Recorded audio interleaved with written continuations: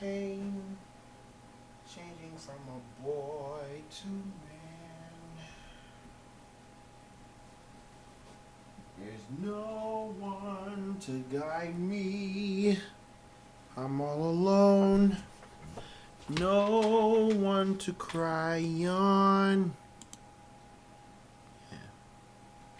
I need shelter from the rain to ease the pain. So many things I don't understand.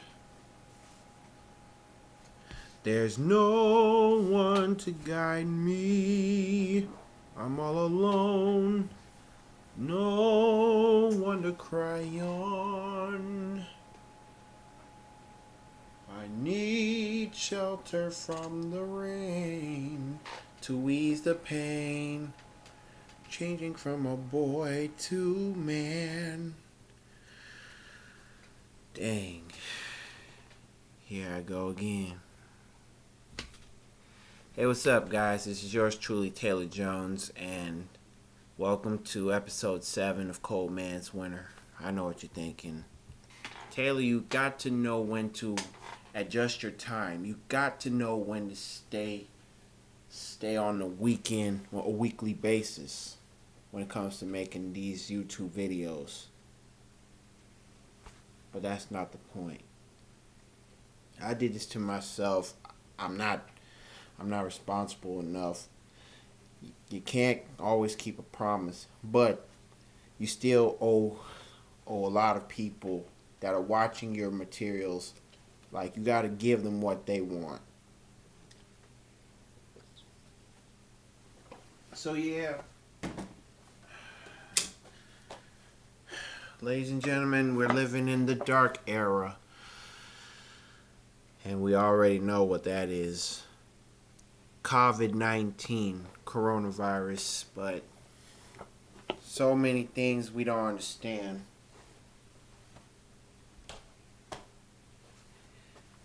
But that's not the only thing that matters right now. Because in times like this, a lot of people,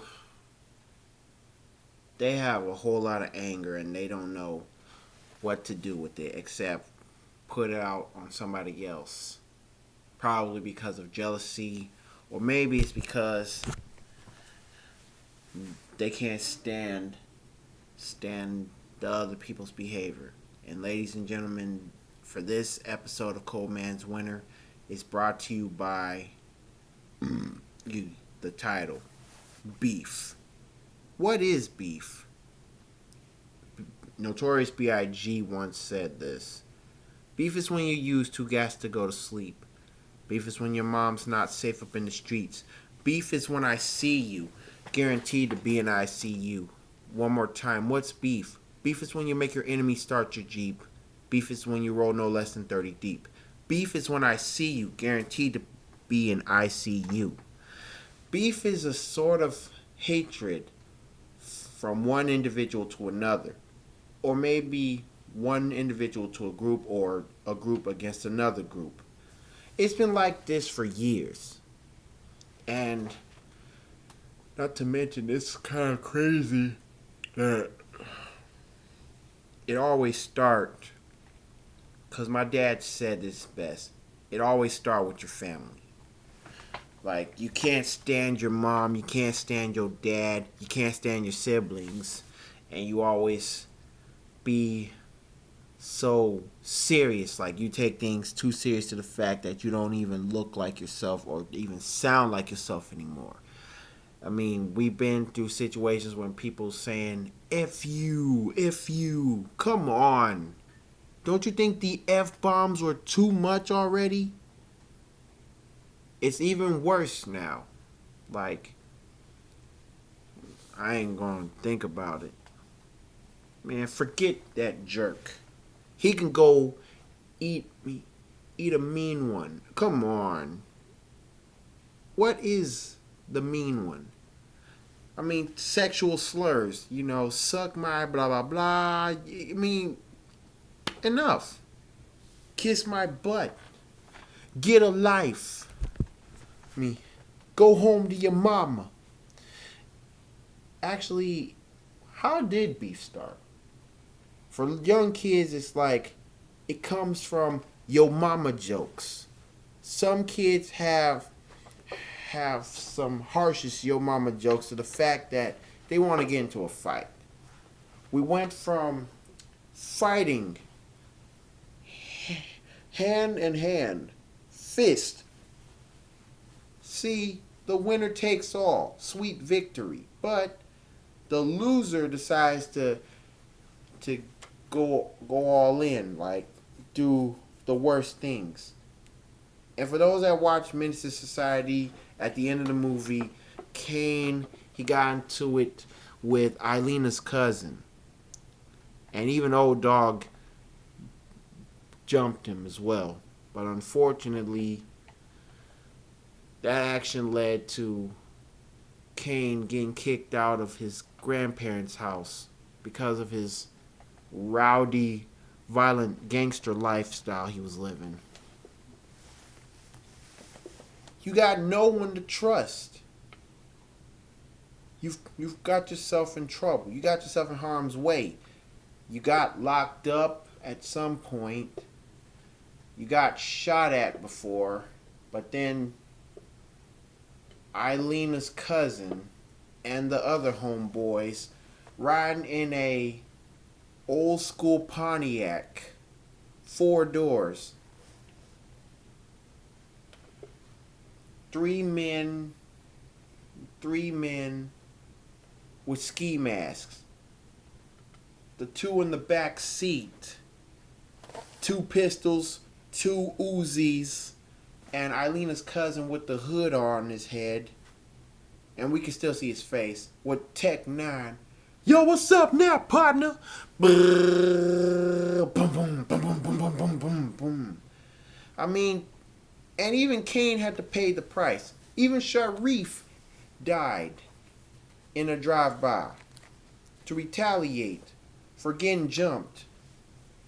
And even beef gets worse than that. It comes from the fact that you and your friends, you started off cool, but then all of a sudden something got in your way and like, oh, you're unbalanced. Hatred, jealousy, all that madness. Even gangbangers been like that. Bloods and Crips throughout the entire time until one man by the name of the late Ronnie Ron Phillips, who was later a producer for Dangerous Records. He collaborated both the Bloods and Crips to a collaboration album in which it actually happened 1 year after the peace treaty. The Bloods and Crips had a peace treaty. They got along, but they even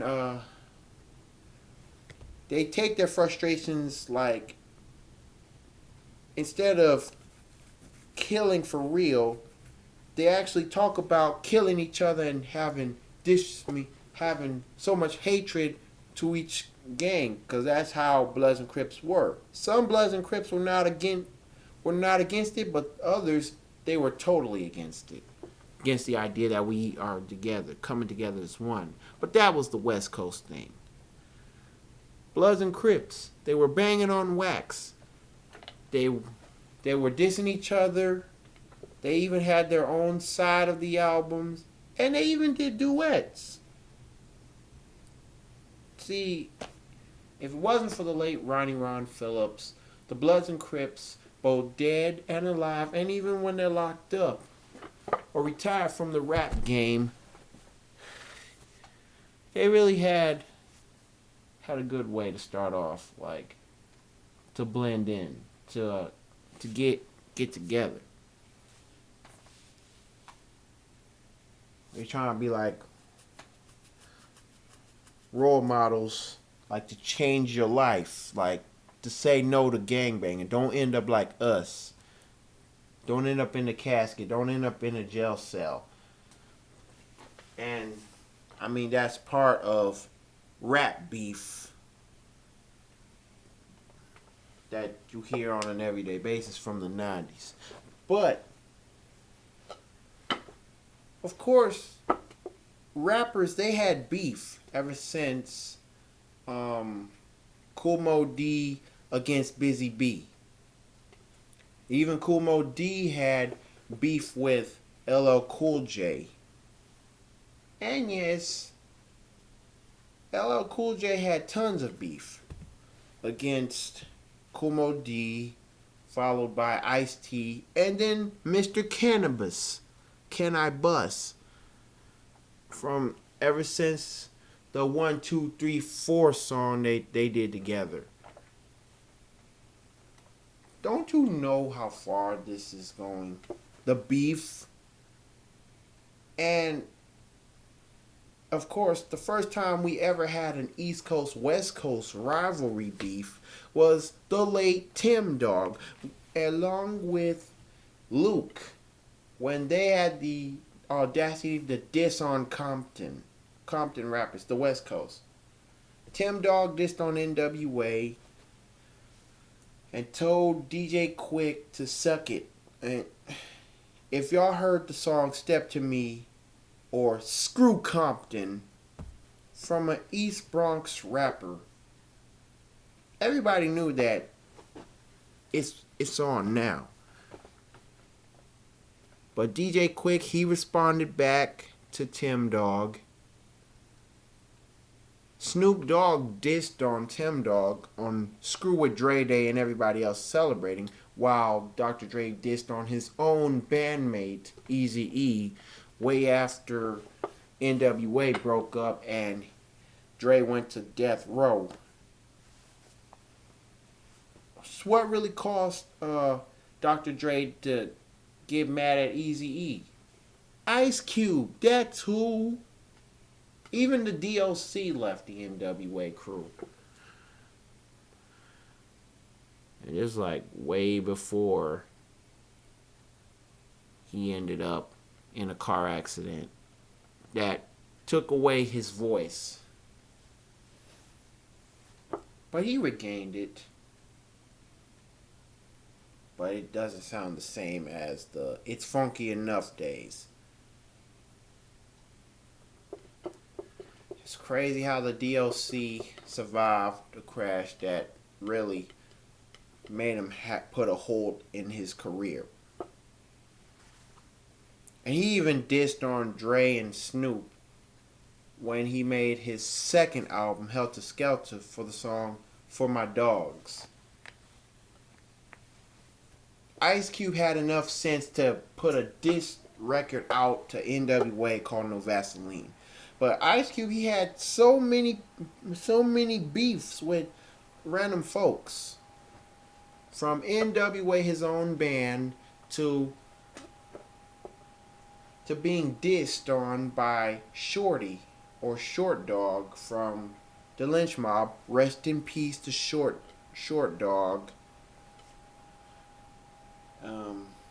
To Cypress Hill, all because of a chorus line. Throw your sets in the air, wave them around like you just don't care. Throw your sets in the air, Cypress Hill. But Ice Cube was like, oh yeah, throw your neighborhood in the air if you don't care. Which led to No Rest for the Wicked. But then Ice Cube, he was not about that life. He was not gonna give it up. So he came back with a vengeance like he did with NWA, but this time Mac 10 was with him, helping him out. And since they were the ones, Ice Cube and Mac 10, they were the ones that explained to Cypress Hill on King of the Hill to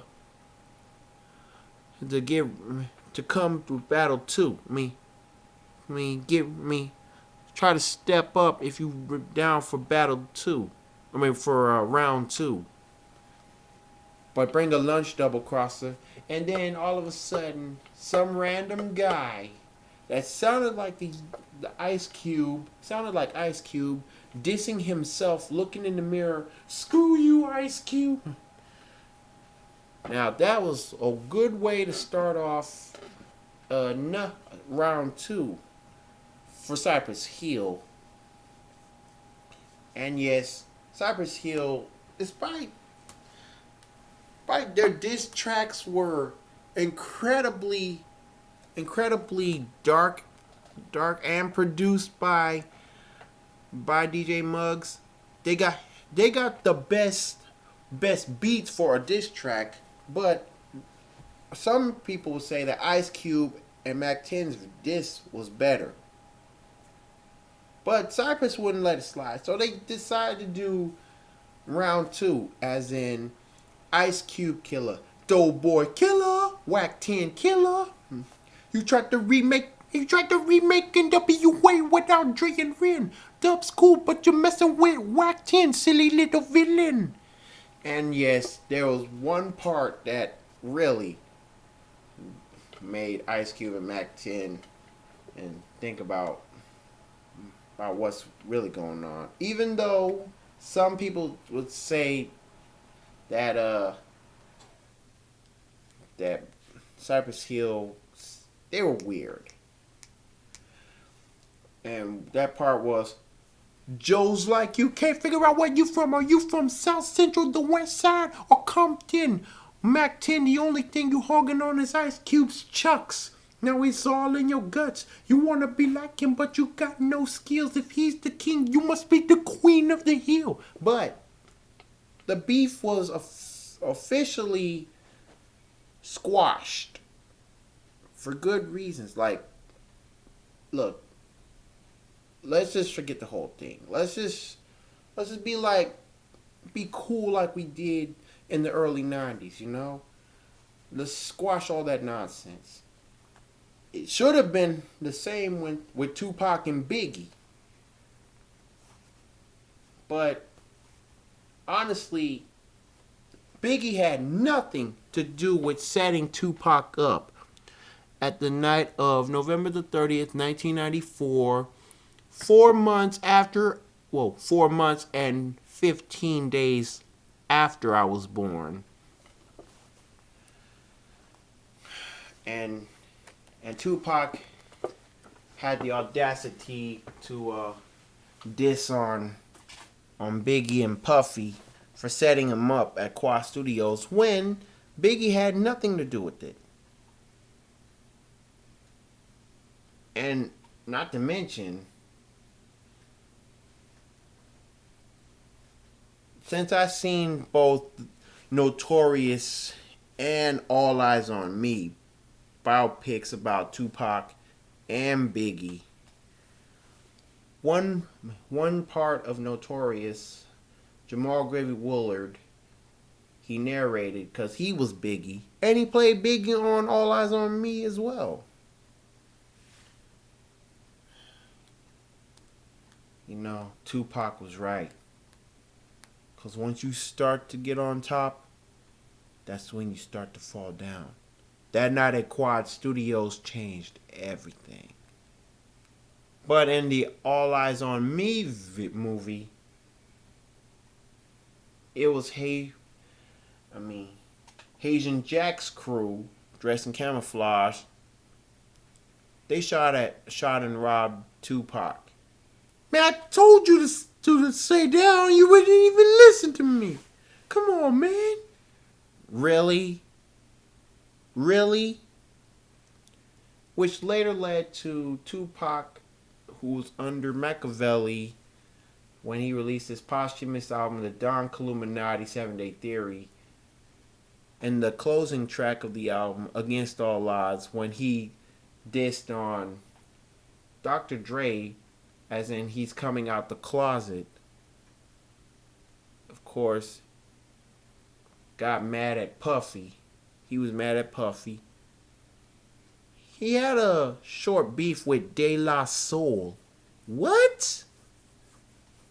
Over what? The music video Ego Trippin' Part 2, which was supposed to be a spoof of Tupac's I Get Around music video. Living the luxurious life, have all the women running around with underpants. or swimming trunks. And yes, Cowards in Compton by Luke. It spoofed Nothing But a G Thing, the music video, and Dr. Dre was not really happy with it. But East versus West Coast, that was like the heaven versus hell. But we already heard the terms all hell breaks loose. But you need to beware. Sometimes when it comes to, let's just say, for those that are like Drake fans against the Pusha T fans, who's gonna last long? Now, Drake and Pusha T, they had some rivalry for a short period of time, and everybody knew that when the story of Adidon came out, Adidon,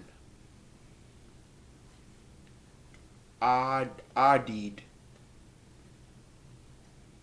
that's a mixture between his son's name Adonis and the shoe brand Adidas, or my Adidas. That's the way that Run DMC said the word. But yeah, Pusha T, I feel like that is a really good diss track that everybody forgot to make. Bone Thugs and Harmony had been beefing with Memphis, which led 3 6 Mafia to diss on them on Live By Your Rep. And Kingpin Skinny Pin was like, so screw you, Bone, trying to bite our style. Yeah. But Tommy Wright the Third, man, when he did Thuggish Ruggish Busters against Bone Thugs and Harmony, it was completely killed or be killed. Especially when the way he called out every member's names in a verse like this. I mean, Tommy Wright had some good bars. Y'all got 5, Tommy Wright got 10. 10 wanted men, never hard to find. I already know where y'all stay. It's on your tape. East 99. Followed by the fact that head to the airport, buy 10 tickets, cause 10 wanted men on vacation. St. Clair niggas get down on the ground. Anybody move with no hesitation.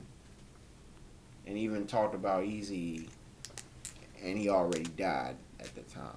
But that song came out in 96. Man. Tony Tone, I'm gonna make the double Glock look like that crap from Oklahoma. Talking about the Oklahoma bombing. Leaving your flesh hanging, making you busters wish that you can't say this. Crazy ain't crazy, it's me. Too lazy to run, I'm gonna get busy with this gun. And the way that he ended the third verse for spelling bone and letting y'all know what bone stands for in his eyes, Tommy Wright's eyes. B, baggage busters, busting booties, breaking each other's back. O, it's open your mouth again. We coming to Cleveland when we scrap. N, never shot a Negro in your life. Y'all niggas who I want to see hanging from the tree. E is the cheese that you didn't receive. You got robbed in the end by Easy E. I used to bump him, but screw him. You know, rap beef, it really makes you want to think like, whose side are you choosing? Just like Twilight, is it Team Jacob or Team Edward? You choose. And in real life, if Twilight was real life, like reality, who you got? Robin Patterson or Taylor Lautner?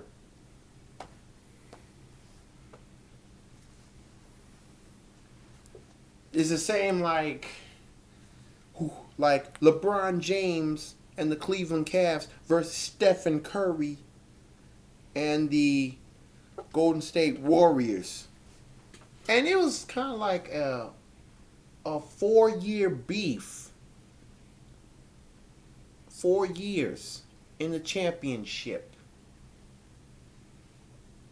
The Golden State Warriors and the Cleveland Cavaliers, 4 years in a row.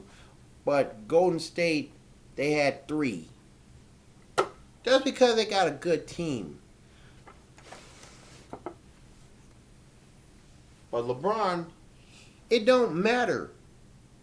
It don't matter because when he was in Cleveland, the goal is to get a title. And he got 3. And the third one was back in Cleveland. In 2016, the year when Obama was about to say goodbye to the White House, the year when we all have to get out and vote.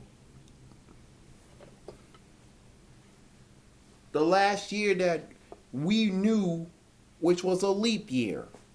29 days in February. And we just got through the leap day a few weeks ago. Ain't nothing changed but the years. And the older we get, the more pain we have to face. Body pains. Losing hair. Losing your self-esteem. That's what beef has done. People, they diss on each other and expose things. Just to make you and your others, significant others, your girlfriend, your boyfriend, your family, your friends, your whole life look bad. And that is exactly what beef has been going through. And since I've been talking about rap beef and how it all started, how come I'm not focused on beef today? Because I don't know. I used to think that I had beef with my family. But in God's eyes, that is not true. I act some certain way. If I didn't like what I'm doing and I feel like I gave my own family the silent treatment, one person, even my family members say, look, man, just let it go. There's nothing more you can do. Let it go. But sometimes letting go is not enough. Because in your mind, your thought bubble, even when you go to bed after being humiliated, it's like, man, screw my family. Screw this life. Or, as Snoop Doggy Dogg once said, you try to check my homie, you best check yourself. Because when you diss Dre, you diss yourself. You're dissing yourself. You got beef, but with who? You. You got beef with you. You don't know, but if you look in the mirror, you start looking like an idiot. I did that before.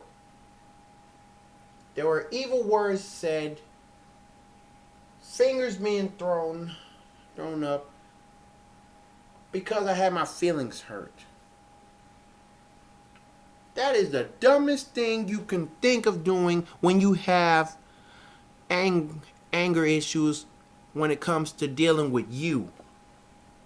But yes, beef is not only to others, like you got hatred for others, you can't stand them. No, that's because you ain't doing enough work. You ain't paying attention. And you are not choosing the right friends. That's why you got beef. You ain't got good friends. You ain't got enough sense. And you don't even trust yourself. That's the main beef that everyone forgot about. And don't even realize. The main person you have beef with is yourself, because you're not leading yourself to a good journey. You're not walking on the golden paths of opportunity. Instead, you just walking in a slithery red path like a snake, waiting until you step on the stair path, the stairway, going down, down, down, down, down. And in the words of AC, you actually taking the highway to hell. Highway to hell, highway to darkness, highway to destruction. Self-destruction. You're heading for self-destruction. Because if you have hate, animosity, and a red man in on your left shoulder, but on the right, I'm not referring to the METHOD man, red man, angel, demon, angel. You're going to have to swat the demon off your left shoulder. Like,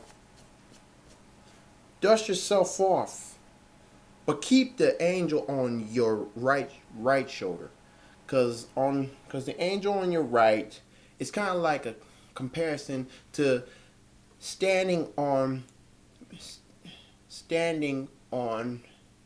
the Lord's right hand, and he picks you up and you're going to heaven. The left hand, he throws you like, ah! The sheep, right hand. The goats, left hand. Next thing you know, you'll be involved being the next screaming goats meme. But honestly, I may be out of the blue, like, over, like, we're not talking about this or this. We're talking about this. Now, that was from SpongeBob, but I'm all over the place. But the fact is, there's only one thing you ought to know. Beef can really put you in a bad position. So, and I even wrote a song called No Dissing Allowed. There are actually two versions. One version, it was just a long verse. The other version, as I call the real deal, like, what do you mean by dissing on somebody? It could be on social media, it could be in music, it could be in person, like, screw you. That's why we ain't cool. And then you always gonna talk that hardcore, how disgusted you are dealing with your friend turned foe. But there's always a way to change that. You can even get threatened to get your friendship back in order. Otherwise, you'll lose your other friends. Or you'll get fired. Or worse, you'll be kicked out the band. Call me when you get your lives together.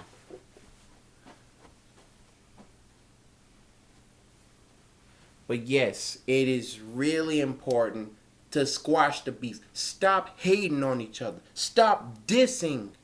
And stop dissing yourself too. I learned things the hard way, and the only thing that's got me feeling so paranoid, so annoyed with my life is that I am not doing enough. I don't go out much. I buy, spin. Why not save, and use your head. Plan a vacation. Even if it means to take a week off of work.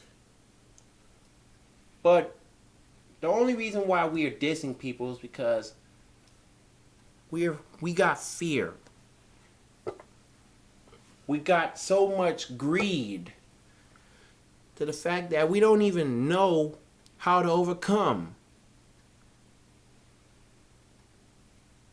And that's exactly what Showback Death Row meant when he made a church sermon of trying to break away from the comfort zone. If that's the case, then you got to get through this. You got to learn how to adjust. You got to do it now. Do it now or forever hold your peace, or, in other words, just put an end to this or you will suffer. Because there's no such thing as tomorrow. You can die tonight. You can die tomorrow morning. You don't know how long you got. Now the Bible once said this. If you honor your parents, you will be able to live long enough. Because if you don't, like in reality, if you don't listen to your parents, you don't take their advice seriously, then you're going to die young. We all die young over dumb things. And to hate on somebody for the longest time of your life and not even give them a chance, or give yourself a chance to make things right and put the beef to an end, that's your fault. So stop the beef. Squash it, squash it, squash it. Live in peace again. Even rappers nowadays or other musicians, actors, actresses, like Brad Pitt against Tom Cruise, ever since the Interview with a Vampire. Come the heck on. It's going too far. Too far. Just like that main purpose from my stalking episode. Get it together. Because if you ain't gonna get it together, then you don't know a dang good meaning of life. Because you never know a good thing about forgiving others. And in the words of the TV show Boy Meets World, lose a friend, especially in beef, lose others, and finally, and the worst one of them all, you lose yourself. Lose friends, lose others, lose yourself. And I done that. And believe me, it's been so darn controversial of me to end up feeling like a nutcase, or a nut cracked open by a squirrel that devours my inner self. Well, it's important. I should have thought about getting out of my shell first. But to take my action and my anger towards somebody else, now that was a big no-no. And it will continue to be a big no-no unless somebody says, look, man, you got to put an end to this. Just listen to others. They giving you some good advice. And when you find your foe, your frenemy, just have a talk with him or her. It will end up with tears falling down their eyes or yours, a hug, a handshake, or you just gonna start over. My name is Taylor, but you already knew that. Make a truce, make a change, get your friends back one way or another, and put an end to this beef. That's all that you have to do. And with all that being said, if you like what you're hearing and you feel like you've been in this position before, just make sure you take your time. But don't wait too long. Don't take too long, because after a week you'll probably will not have a chance at all. You might even see your ex-friend in person. You might even act like like you see them pass by you, and because that happened to me. I was like that. I didn't I didn't think I would see my see my ex friend shopping at a grocery store after the controversial things that I've done for three years ago on social media. But you live and you learn. Joe Public said it best. You got to live and learn. You've got to live and learn before you will get burned. You've got to live and learn. And that's what I plan to do. But what about you? With all that being said, for this heartfelt episode of Cold Man's Winter, straight real, the real deal. All you gotta do is like, comment, share, and subscribe if you haven't already. And even let me know what you would do in times like this when it comes to having beef with others. And if you like what you see, I'll give you some more. Because there will be more in stores on my YouTube channel. All you gotta do is like, comment, share if you haven't already, and subscribe. And there'll be more in stores. And before I sign out, this episode has been brought to you by the sweet ladies of the week. Because in my last video, I did not mention a sweet lady. And I'm going to make up for that and add another one for this episode. So, for the sweet ladies of the week, for this episode, this is dedicated to my ex-friend, and I still hope that one day we'll probably get our nonsense together, get our acts together, but mostly mine. And I'm referring to Aisha Glenn. And also, it's for last week's episode. It's also dedicated to, who can I dedicate the last episode of Cold Man's Winter to? Along with Aisha Glenn, I dedicate it to none other than my own mom, Vicki Taylor Jones. A mentor, a friend. Even though we've been through all kinds of darkness and like unbalance, I had to dedicate this one for you. Because you're my mother. So the sweet ladies of the week are Aisha Glenn and Vicki Taylor Jones.